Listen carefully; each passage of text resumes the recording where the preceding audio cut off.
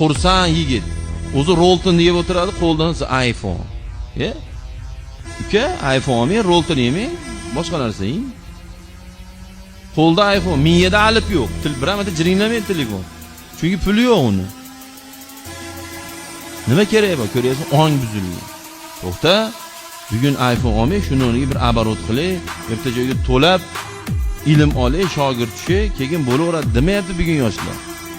Bugun toldan tutdan qilib, kimdan bo'lsa ham qarz qilib bo'lsa ham bitta mashina olib, ayningni qoraytirib, milisadan qochib yursa bo'ldi. Chunki $1000 ga to'lamaganda uni, qochib yuradi tanirovkan qilib olib, katta ketib.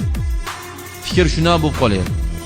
Shu chiroyli usti-bosh bo'lsa, bitta telefon bo'lsa, shuni ko'rsatib, ushab yursa shu uchta ko'zini. Nima o'zgaradi? Aytingman.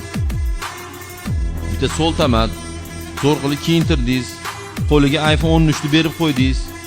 Hop, jentrani qorasiga 100 tanirovka qilib, otini yozdirib berdingiz nomerga. Nima bo'ladi? Roldagi so'l tamatmi sulton bo'lib qoladimi? So'l